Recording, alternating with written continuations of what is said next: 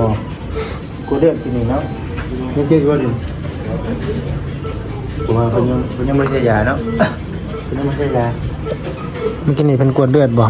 กับเอโกบ่เซาวินหมดเลยหักออกข้างจะยิ้มทั้งวินหัวทั้งมือไหนได้ใช่เมื่อย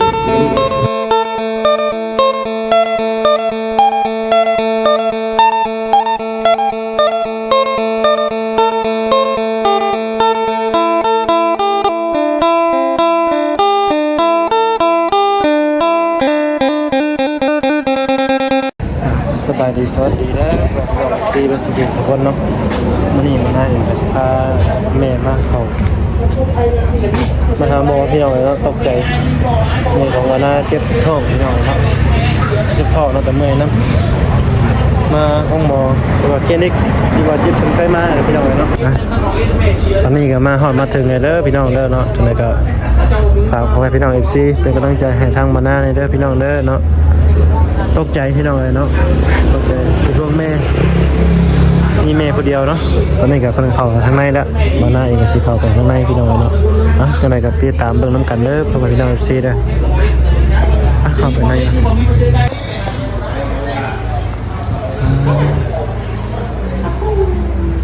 ใช่ไปไหนสามีนากับมานำมานี่พี่น้องเนาะสบายดีสบายดีสบายดีปะลุง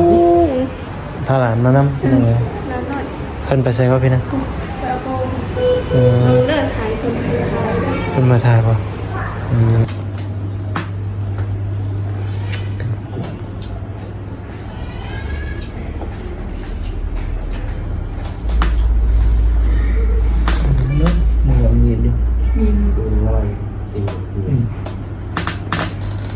Hình này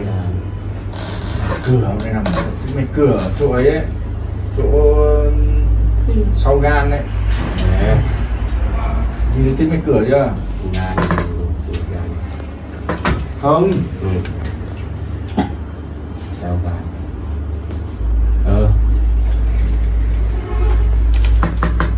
kia gan mấy 15 rồi nó sự khen này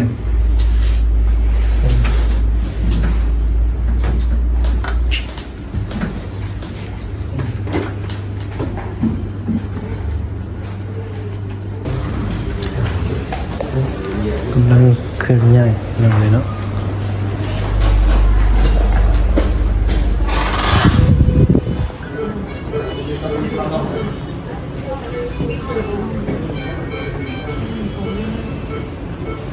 ตอนนี้กำลังวัดความดันพี่น้องนะเลยกันมาแล้วก็เบาจิตมันกันมาน้ำพี่น้องตอนนี้แม่ของมาหน้ากันกำลังนอนอยู่เนาะสบายดีเด้อทางเบาจิตเด้อพี่น้องเด้อเบาจิตเพิ่นพามาพี่น้องเลยเนาะอยากเบาจิตเพิ่นอีกแล้วพี่น้องเลยมือหมอกูเลือกกินนี่เนาะยังเจ๊ว่าอยู่ผมว่าคนยังไม่ใช่ยาเนาะไม่ใช่ยามันกินนี่เป็นกวดเลือดบ่กับเอโกบ่เซาวินหมดเลยหักออกข้างจะยิ้มทั้งวินหัวทั้งมือไหนได้ใช่เมื่อยเดี๋ยวนี้เดี๋ยวนี้ต้องออกเมื่อยเดี๋ยวไปต้องไปอยู่หน้าให้ลูกให้เต้านั่นเลยบอกตอนเช้าน่ะเบียกให้ไปพี่น้องไปตกเนาะเอายาให้ดอกจูดไปไหนปวดน้ำมูโทรมาแล้วก็เมื่อยใจตกบ่ใจตกแล้วเนาะโอ้กี่ว่าพวกเก็บขี้ตกบ่เลยใจตกเก็บขี้ตกนะโทรมาเอาเนาะอันวันที่2 โมงโทรมาเมื่อยบอกมาเอานี่กับประจักษ์เป็นให้เข้าห้องนะไปชื่อว่าไปเด็กก็เมื่อยแล้วก็ขึ้นไปนอนมื้อกี้นะว่าสิเป็นว่าจิตตัวเทพบ่ได้ยังไม่ได้ไม่ให้ตัวกินบ่มาให้ร้านหน่อยเป็นมันจะขึ้นเรื่องซื้อคู่ไปโดดเมื่อยอยู่คู่เมาอย่างหอดเตียงป้าคู่ไว้ตารางเตียงแม่งขึ้นไปนอนอยู่ดีไปหอดจะบ่ได้ยังเฮ็ดหยังครับโอ้นี่ก็แล้วไปน้ำเอาถามคน ตามทางเอานี่ก็แม่นเลยทาง นี่ขี่มาได้ ฮะ โทรศัพท์ไป ก็ขี่มาได้ แล้วถ้ามันเจ็บแบบบ่แห้งมาเลยเจ็บหุ่มๆส่วนไปหาหมอก็บ่ไป ใส่คำเอาโทรศัพท์ไป กำหอดหน้าเจ็บเอว มาหาหน้าดิโทรมาหาหน้าเจ็บแห้ง ได้อย่างจะไปแล้ว อืม ก็เลยตื่น เส้น ดิโทร เคย โทรศัพท์ไป เคยอยู่เจ๋งเลย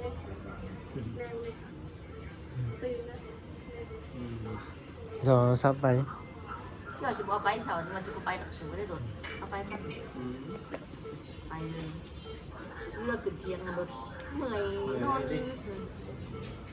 เมื่อยทีก็ไปหาทางทำเลย ไปใส่ยามากยังคือเก่าบ้านเฮาน่ะไปใส่ยาไปใส่ยาบ้านเฮายังคือเก่า ผมไม่ได้ปวดเนาะ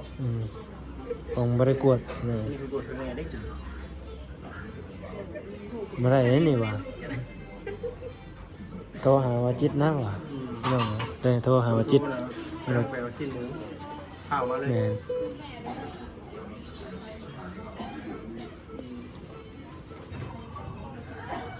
เสีย มีใส่ยาเอาเป็นใส่ยาก่อนตอนนี้หมอต้องใส่ยาเป็นที่เรียบร้อยแล้วเป็นยังไงไหมมันเจ็บอยู่วะตกใจพี่น้องเลยเนาะน้องใส่ยาแล้วก็เศร้าแล้วบัดไหนมือกันเท่าเก่าไปหาขี้กระตกอย่าไปหาขี้กระตกไปหน่อยเนาะเจ็บท้องหรือท้องเอาซับไปถ้าบอกเอาซับไปนี่ก็สิยากอีกจักเสียแนวใดได้เดี๋ยวเนาะอยู่ป่าอยู่เขาพูป่าอยู่ดงพูงานมีแต่ว่าเศร้าแบบนี้เนี่ยยังโมโหผลตรวจเนาะพี่น้องเนาะตอนนี้ก็รอผลตรวจแล้วก็ใส่ยาไปน้ำยังเจ็บอยู่ไหมมันเจ็บท้องพี่น้องเนาะ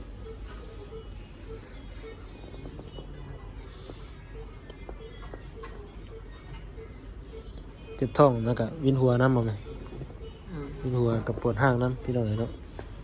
แต่จะหน้าห้างเราแล้วแต่ก็ยังบ่เศร้ายังเจ็บท้องคือเก่า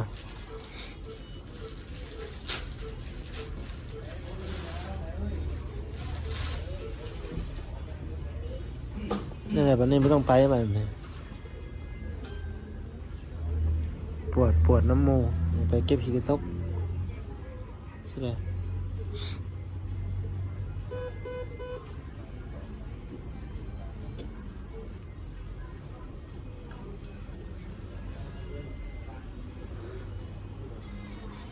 ยังไม่รู้สาเหตุว่าเป็นน้ำยางเนาะ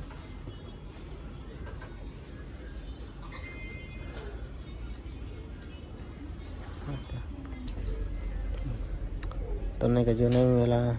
7 โมงพี่น้องเนาะหรือว่า1 ทุ่มจะสิได้เมื่อเดี๋ยวบ่ได้เมื่อเนาะพี่น้องเนาะยาก็หาสิใช้พี่น้องฟังไปเอาอาการไปเนาะยังเมื่อยอยู่บ่แม่เพิ่นยังเมื่อยอยู่พี่น้องเนาะจะได้ก็ฝากไว้พี่น้อง FC เป็นกำลังใจทั้งมานาและก็ทั้งแม่วานาเด้อพี่น้องเด้อเนาะให้เศร้าไว้พี่น้องเนาะเป็นห่วงแม่พี่น้อง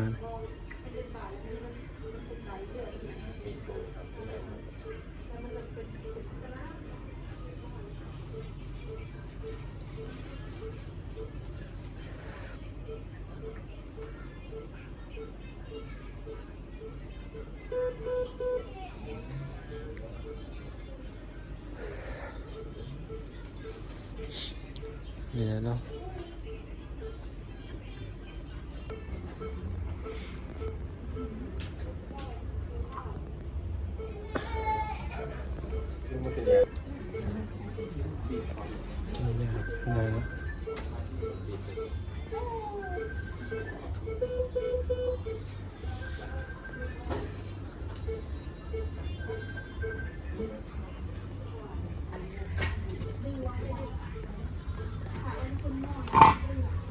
อะไรไหมขึ้นบ่ยามันกินขึ้นบ่มันขึ้น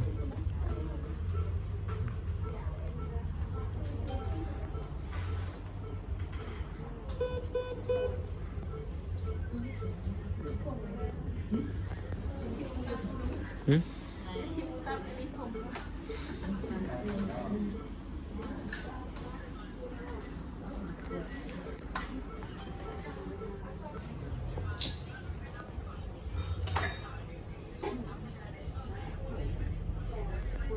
ห่วยอยู่บ่แม่ใครอยู่มาห่วยเนาะยังว่า10%บ่ฮู้ว่าสิได้นอนนี่หรือว่าสิได้นอนเพื่อนเนาะพี่น้องเนาะพังไปถ้าพังเบิ่งหมอเพิ่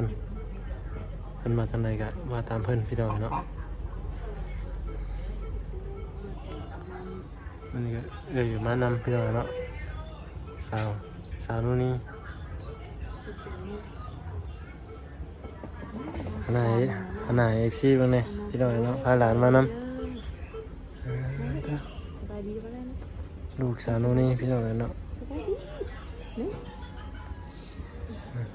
มาในตู้มา พอคนอยู่หน้าคนเดียว ไปเลยนะ มาในตู้เนาะพี่น้องเนาะ มาในตู้นอนบาดในตู้นะโอ้ยหลวงตู้สาวในตู้แล้ว สาวไว้เด้อว่าสิมาอุ้มวินเด้อ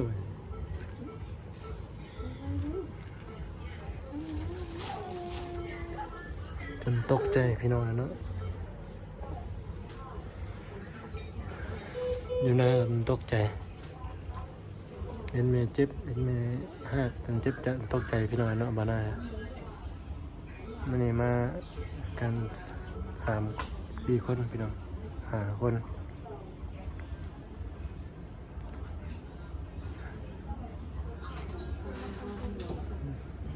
3เอ้ยน้องนะก็มีบาจิตเนาะพี่น้องเนาะเป็นอ้ายลูกของเอื้อยเพิ่นน่ะพี่น้องเอ้ย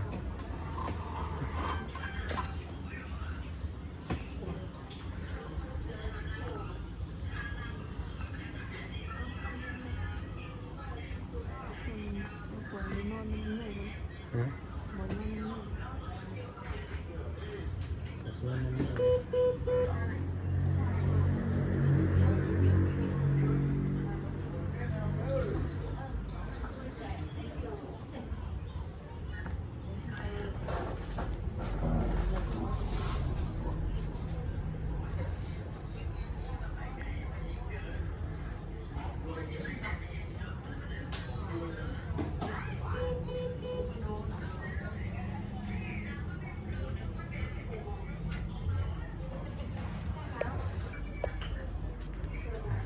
ต่อ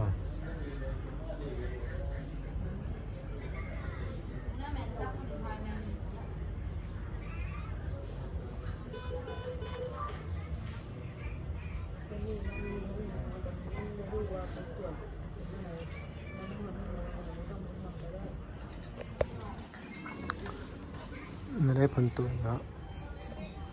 ผลตรวจยังบ่ฮู้เนาะมันจะเบิ่งไปพี่น้องเนาะ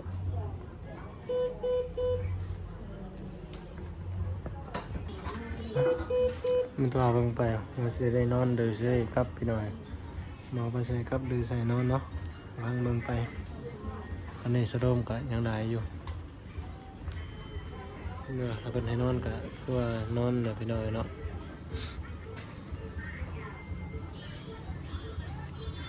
วันนั้นก็ขี่รถจักรมาพี่น้อยเนาะขี่มอเตอร์ไซค์มาทำดังให้แม่บันนังมานำรถบรจิตเป็นพี่น้อย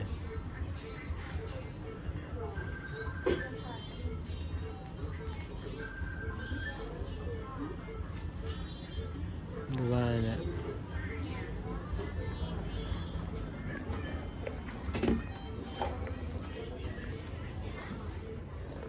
ไม่อยากเข้าอ่ะฮะอยากเข้าอยู่ป่ะฮะพอลงอยู่ป่ะ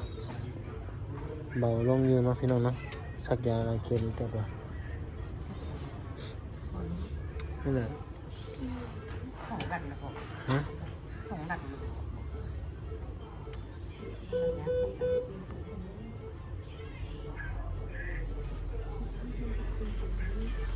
แต่ว่ารอผลตรวจนะพี่น้องผลตรวจยังบ่ฮู้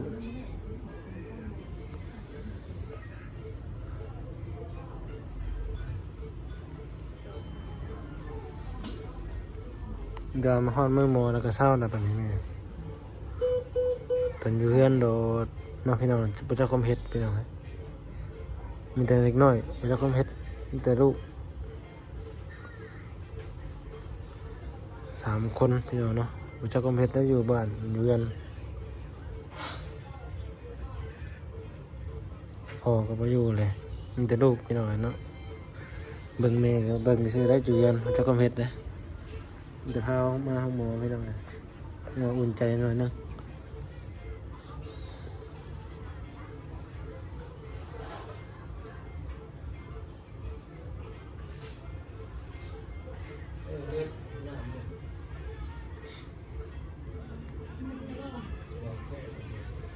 แม่เด้อฉลองมัน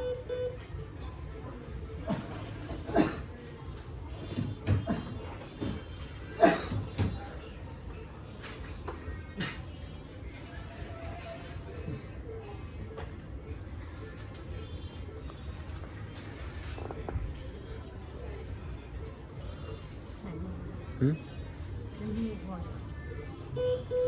จากเด้ยังหลายซับตอนจักสิได้เมื่อเลยบ่ตอนนี้ก็7 โมงล่ะ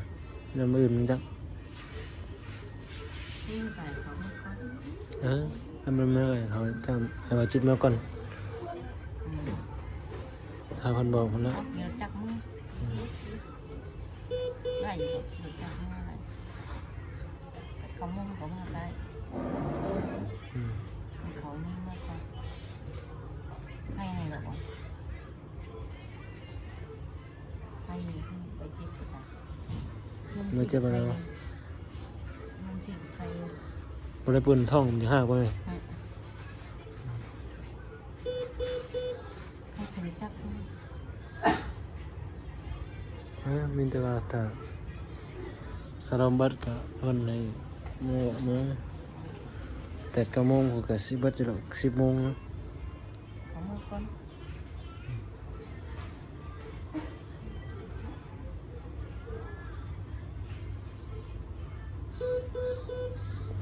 ซึ่งก็สิได้ขอจบคลิปก่อนเด้อพี่น้องเด้อเนาะแต่ว่าขอให้แม่เศร้าไว้พี่น้องเอ้ยแต่แม่พี่น้อง FC เป็นกำลังใจให้ทางบ้านนาแล้วก็แม่เด้อพี่น้องเด้อเนาะสบายดี